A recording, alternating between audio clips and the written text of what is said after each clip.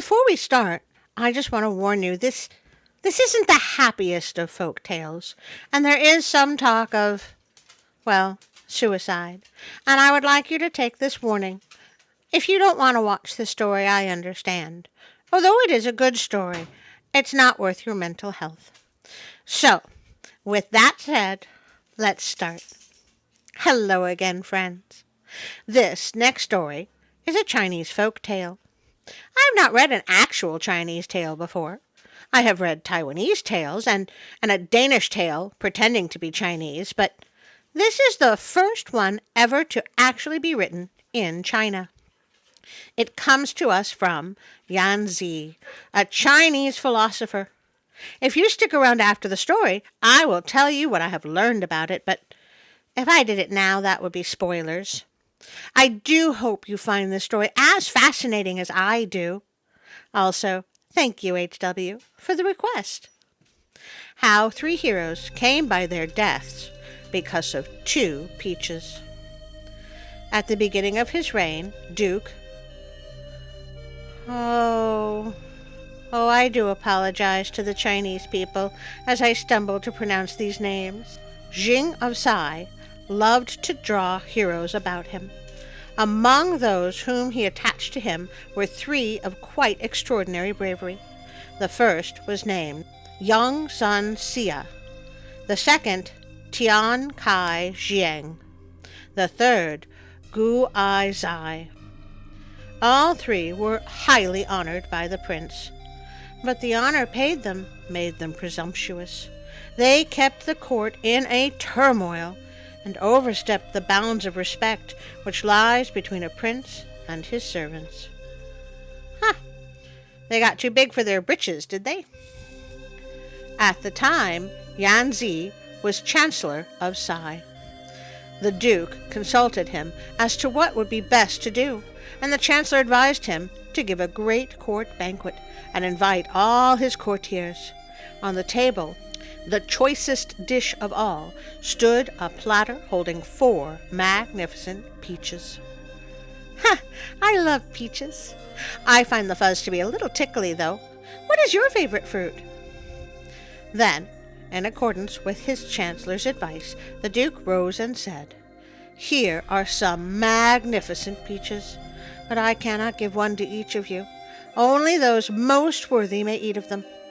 I myself reign over the land, and am the first among the princes of the empire. I have been successful in holding my possessions and power, and that is my merit. Hence, one of the peaches falls to me. Yanzi sits here as my chancellor. He regulates communication with foreign lands and keeps the peace among the people. He has made my kingdom powerful among the kingdoms of the earth. That is his merit, and hence the second peach falls to him. Now there are but 2 peaches left, yet I cannot tell which ones among you are the worthiest. You may rise yourselves and tell us of your merits, but whoever has performed no great deeds, let him hold his tongue." Oh, I would never stand up to ask for a peach at that point. I think you would have to be very brave, or very full of yourself, to stand up and brag about your accomplishments for a peach. Then Gongsun Xia beat upon his sword, rose up and said, "I am the prince's captain general. In the south I besieged the kingdom of Lu. In the west I conquered the kingdom of Xin. In the north I captured the army of Yan. All the princes of the east come to the duke's court and acknowledge the overlordship of Xi. That is my merit. I do not know whether it deserves a peach." The duke replied, "Great is your merit. A peach is your just due." Oh dear, only 1 peach left. Then Tian Kai Jiang rose, beat on the table, and cried, "I have fought 100 battles in the army of the prince. I have slain the enemy's general-in-chief and captured the enemy's flag." Oh, I love Capture the Flag. Such a fun game. I wonder how the general does at dodgeball. Or am I missing something? I have extended the borders of the Duke's land till the size of his realm has been increased by 1,000 miles. How is it with my merit?" The Duke said, "Great is your merit. A peach is your just due." Well, I guess that's it. That's the end of the story, except there's a lot more writing. Then Gu-I-Zi arose. His eyes started from their sockets, and he shouted with a loud voice. Once, when the Duke was crossing the Yellow River, wind and waters rose. A river dragon snapped up one of the steeds of the chariot and tore it away. Hey, did you know there's a whole other story all about the river dragons? Maybe I should read that someday. The ferry boat rocked like a sieve and was about to capsize. Then I took my sword and leaped into the stream. I fought with the dragon in the midst of the foaming waves, and by reason of my strength I managed to kill him, though my eyes stood out of my head with my exertions. Then I came to the surface with the dragon's head in one hand and holding the rein of the rescued horse in the other. And I saved my prince from drowning. Whenever our country was at war with neighboring states, I refused no service. I commanded the van. I fought in single combat. Never did I turn my back on the foe. Once the prince's chariot struck fast in the swamp, and the enemy hurried up on all sides. I pulled the chariot out and drove off the hostile mercenaries. Since I have been in the prince's service, I have saved his life more than once. I grant that my merit is not to be compared with that of the prince and that of the chancellor. Yet it is greater than that of my 2 companions. Both have received peaches, while I must do without. This means that the real merit is not rewarded, and that the Duke looks on me with disfavor. And in such case, how may I ever show myself at court again? Dude, I think you may be taking this way too personally. With those words, he drew his sword and killed himself. Way too personally! Then young Sun Xia rose, bowed twice, and said with a sigh, "Both my merit and that of Tian Kai Gian does not compare with Gu-I-Zi's, and yet the peaches were given us. We have been rewarded beyond our deserts, and such reward is shameful. Hence it is better to die than to live dishonored." Oh, this seems like it's going in a bad direction. He took his sword and swung it, and his own head rolled on the sand.